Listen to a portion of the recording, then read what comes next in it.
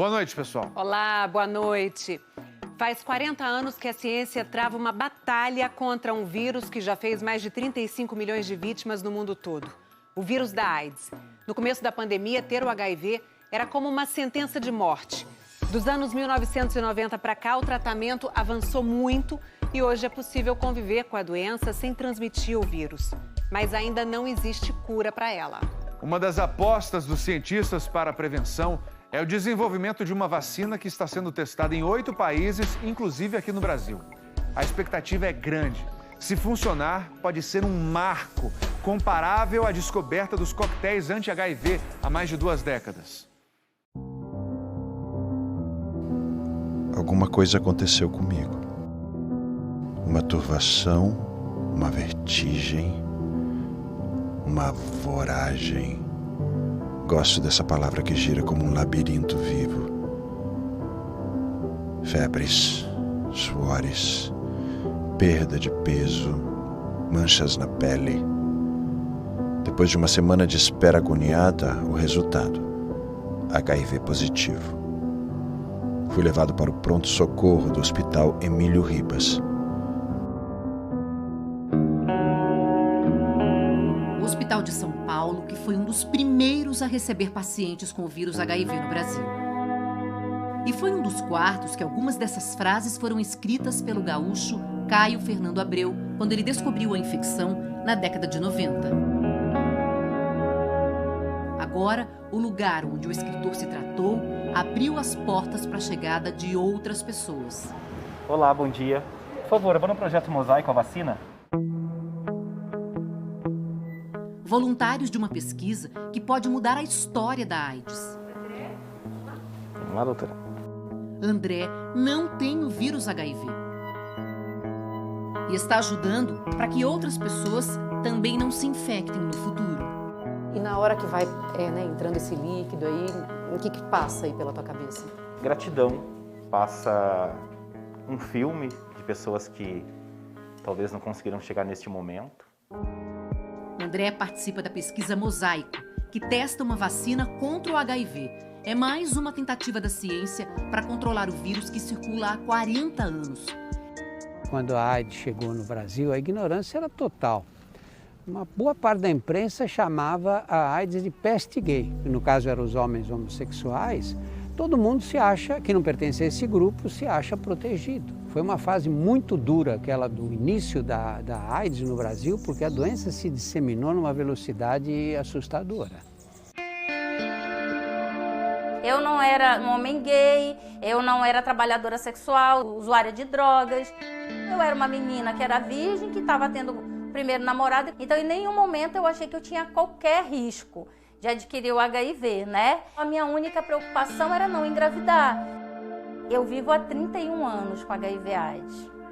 É uma vitória eu estar aqui com 49 anos falando sobre isso, porque eu não esperava que eu fosse tão longe. Não tinha remédio naquela época, né? A história da Vanessa é a história dos avanços no tratamento da AIDS. A gente já vai falar sobre isso.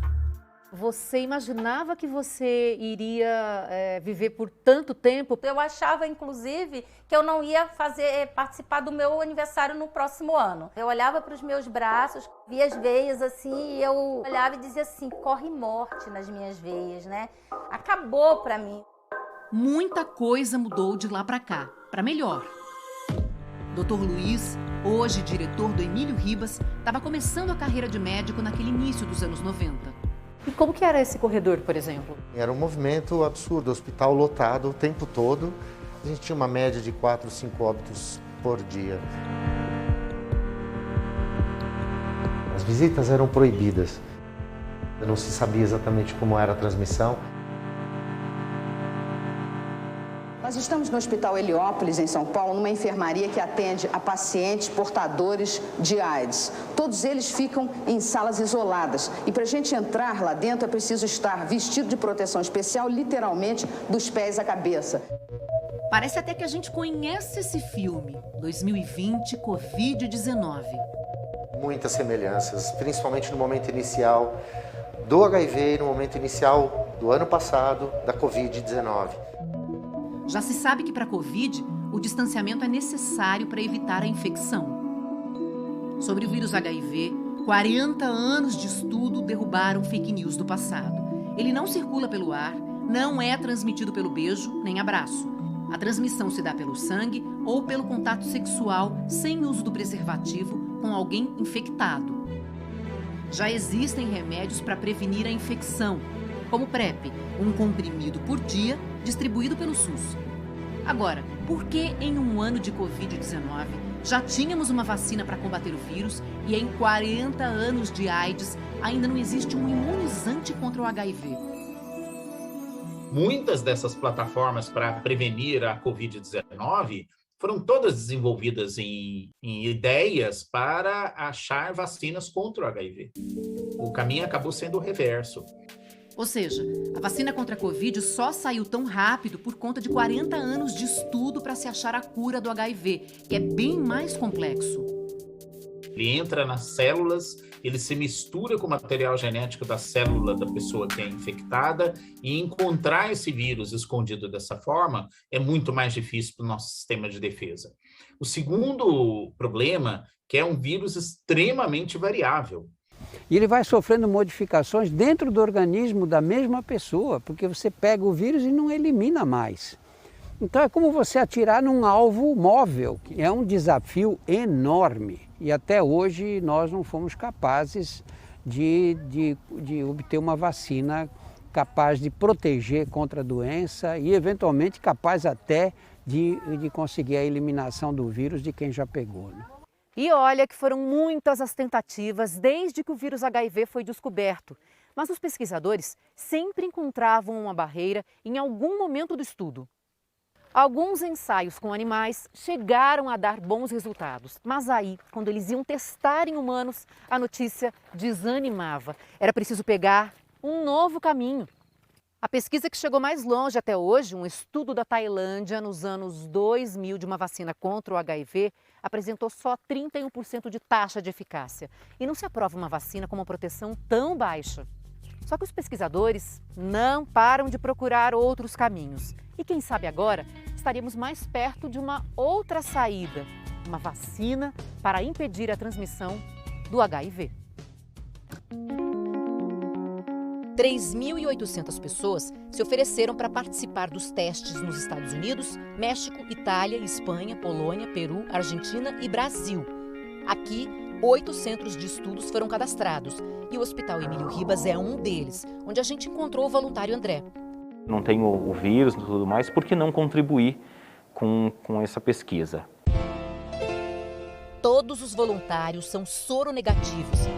Os estudos de prevenção ao HIV tem uma população-chave, uma população que tem uma maior probabilidade de se expor ao vírus. São homens que fazem sexo com homens e mulheres trans e travestis que fazem sexo com homens. Porque são grupos nos quais a gente vê epidemiologicamente uma maior presença, maior incidência da infecção pelo HIV por questões sociais, também muitas vezes das práticas que propiciam ali uma maior chance, né, de entrar em contato com o vírus. E essas pessoas, elas não são as únicas que podem contrair? De forma nenhuma. Existe, né, a prevalência, a incidência de HIV na sociedade como um todo, independente de sexualidade, de gênero, de raça, de idade, de qualquer coisa, de classe social. Nesse caso é bom que esse grupo participe, porque existe como avaliar melhor, então. Exato. É uma questão de dado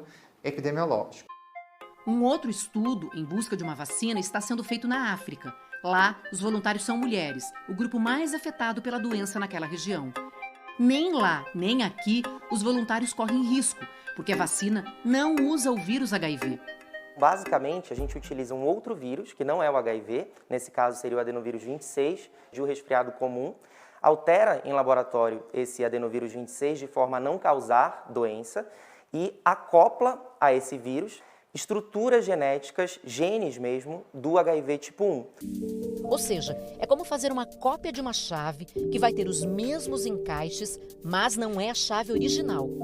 Quem receber a vacina consegue montar uma resposta imune contra o HIV sem o risco de se infectar por esse vírus. A ideia é que os voluntários desenvolvam anticorpos para combater o HIV, caso venham a ter contato com o vírus, por exemplo, numa relação sexual. Todos os nossos voluntários, eles estão cientes que eles não devem se pautar enquanto prevenção única e exclusivamente na possibilidade de proteção pela vacina, mas também continuar utilizando métodos de barreira para outras infecções sexualmente transmissíveis. Portanto, a recomendação continua: o uso de camisinha e outros métodos de prevenção. Até porque, como em qualquer estudo desse tipo, os voluntários não sabem se estão recebendo a vacina ou um placebo, uma substância sem efeito nenhum. Só no final da pesquisa é que cientistas vão saber quem tomou o quê e assim poder comparar os resultados e saber se a vacina funciona ou não. Mas os testes feitos em laboratório foram animadores. Até agora a gente conta com o resultado da fase pré-clínica, que foi os testes que foram realizados em chimpanzés, onde a gente teve uma eficácia de 67%. E se der certo, vai ser uma revolução. Vai ser uma revolução. A pesquisa chama mosaico porque combina genes de vários subtipos do vírus. No mundo, são 37 milhões de pessoas com HIV. No Brasil, quase 1 milhão, bem dividido entre homens e mulheres. E mesmo com os avanços das medicações, até hoje, mais de 10 mil pessoas morrem de AIDS por ano, só no nosso país. Em 40 anos da doença, o tratamento melhorou muito. Chegou um período que eu cheguei a tomar mais de 20 comprimidos por dia. Você toma hoje quantos comprimidos? Quantos remédios? Eu tomo 5 comprimidos. Desde 96, o tratamento é gratuito pelo SUS, mas é medicação para a vida toda e ainda tem os efeitos colaterais. Vai variar muito de pessoa para pessoa. Tem pessoas que não se sentem mal, tem outras que têm assim pesadelos terríveis, que têm depressão, né? Porque ataca o sistema nervoso central. Então tem pessoas que não conseguem se adaptar a alguns esquemas.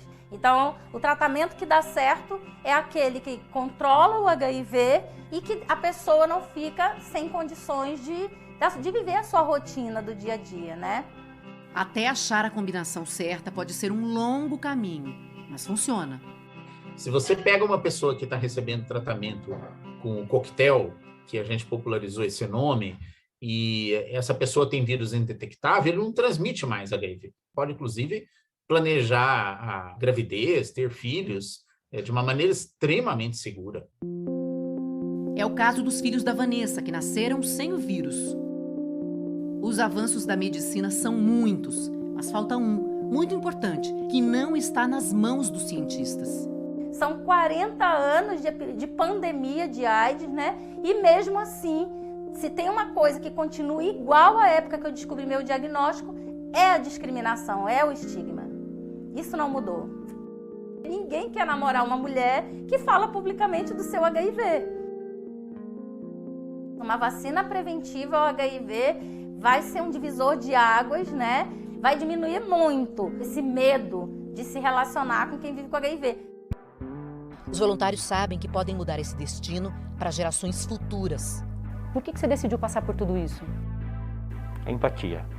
Doar é fazer a minha parte. Acho que o mundo, ele se torna, eu tenho certeza que o mundo ele fica melhor quando cada um faz a sua parte. E que mesmo que não dê certo agora, que eles tenham outros dados no futuro para de repente aprimorar e fazer outras coisas também. Daqui a 2 anos e meio, a gente vai ter essa resposta.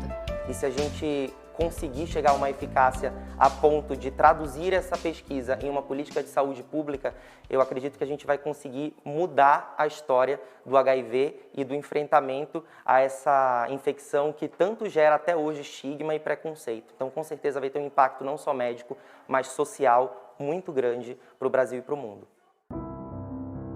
Uma vacina para prevenir o vírus. O escritor Caio Fernando Abreu e tantos outros não viveram para testemunhar essas tentativas. Depois que saiu do Emílio Ribas e voltou para Porto Alegre, ele escreveu os últimos textos sobre a infecção que provocaria sua morte. Um deles, as últimas palavras foram: A vida grita e a luta continua.